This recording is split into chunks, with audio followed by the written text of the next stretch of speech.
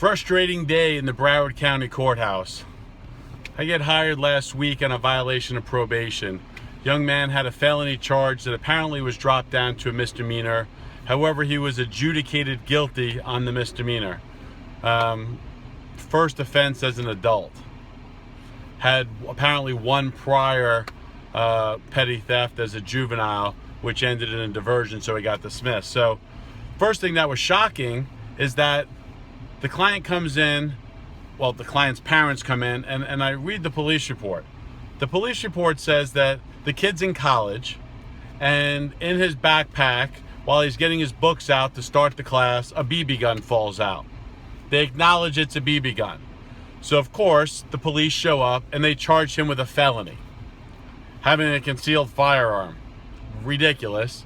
And his attorney, who have no idea who that is, but gets the charge reduced to a misdemeanor, but pleads him guilty.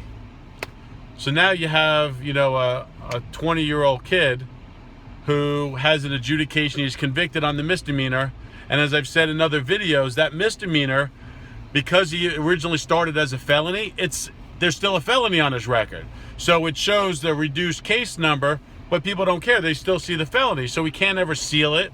And obviously, if you can't seal it, he can't then expunge it.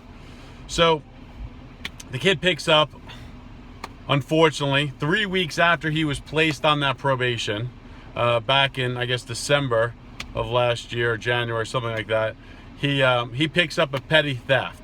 He takes something at Walmart, like a DVD and some speakers. It's all public record. I'm not breaking any confidences here, folks. So I walk in today, and there's another prosecutor on the case, but the same prosecutor who had started the case, who prosecuted the felony to a misdemeanor, was in the courtroom. So that prosecutor basically took over, and I thought that, hey, maybe I might have a better chance with that prosecutor. No, she decides that she's going to offer me 90 days in the county jail. The system's already screwed the guy. Now, granted, he's not perfect because he obviously had a charge. He brought a BB gun. Is that even illegal? Like, that's ridiculous to me. Because he had a BB gun in his bag and it fell out. Like, they gotta prosecute that? That's ridiculous in my mind. Maybe some kind of class and some community service hours and dump it. Certainly not an adjudication. Anyway, he gets a violation of probation for a petty theft at Walmart.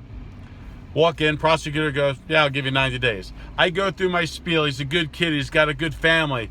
His father's involved. His stepfather's involved. His mother's involved. He's a good kid. He's been going to college, obviously. But sometimes we make, dumb mistakes when we're young. Well, he's already been adjudicated, so there's really no more punishment. Judge goes, the prosecutor goes, yeah, I'm not going to put him back on probation. Probation doesn't want him back on probation. And so there's really nowhere to go except for a penalty, a sentence. So I gotta tell you, it's the first time in 12 years, and maybe that's why it bothers me. Maybe it's pride. 12 years that I can think of that I've had someone who had a violation of probation on something as minor or ridiculous as this, and they want to give him jail. So, look, if you want to do a scared straight program, you're giving them 60 days. And you know why they're doing that, folks? Because if you let your lawyer negotiate an adjudication from the start, you're already convicted. What else can the court do to you if you mess up? They can give you jail or prison. That's why it's so damn important to go out of your way to not get an adjudication, especially on a first charge, because look, people make mistakes. You make a mistake. Now he's doing college. So I go to the judge. I go sidebar. Basically, it's an open plea to the court. And I beg and I go, the parents are here and the family's involved and he's got a job and he goes to school. She goes, I'll do 60 days. Woohoo! Like, who gives a shit? I mean, 90 to 60, it's really not like... I'm upset. I wear my emotions on my sleeve, obviously. But I just think that the kid already got screwed. He got charged with a BB gun? we're not talking elementary school. We're not like he's in college, so he had a BB gun in a duffel bag. His books were in there. It fell out. Woohoo! He didn't point it at anyone. He didn't shoot it at anyone. He wasn't wavering at anybody. It was in a book bag, like he forgot about it. Like, really? This is what we prosecute for. This is what the energy goes into. This is what state attorneys, prosecutors, judges, defense attorneys, like, we're fighting over this stupid crap. This isn't what the system's for. That's not the purpose of that statute. Yes, a BB gun could be a crime, blah, blah, blah. I know, but it's just ridiculous. And it's ridiculous. I did everything that I could to fix it for this young man, but here's the problem. When he got the new misdemeanor case, he went into misdemeanor court on his own, and he pled to it. He pled no contest. So what that means, folks, is that I absolutely had no ability to fight the charge for him. Nothing.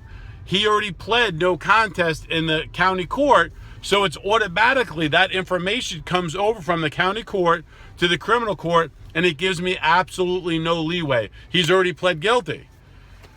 I know that normally, a prosecutor goes, look, I understand it, and works with you. Look, the prosecutor's a nice lady, but she doesn't care. It's not her little brother. But by God, I bet you if her little brother had the same thing, she'd call it ridiculous. But it's all up to the defense attorney and him doing everything he possibly can. Unfortunately, the system let down this kid. He's going to get out of jail in about 35 days. And he's got the felony showing, granted, reduced to a misdemeanor, but it shows. And he's got the reduced charge of a misdemeanor. Then he's got the petty theft charge. And then apparently when he was a juvenile, he had a misdemeanor diversion, basically, like community service hours as a juvenile for taking something. So guess what? Even the case that's dismissed shows up on his record. So, look, he's not an angel. I don't want to get, people are going to watch this video and go, oh, geez, like, the guy's had 3 chances. A little bit better lawyering, a little bit more discussing the problem, and he wouldn't have all this. People make mistakes, folks. It doesn't identify a person. A person's mistakes doesn't identify who they are as a person.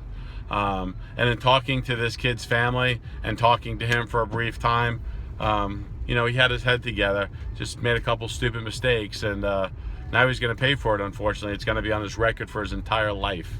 Anyway, I'm attorney Roger P. Foley, complaining about the system today. Part of the system that I'm part of. Amen. See ya.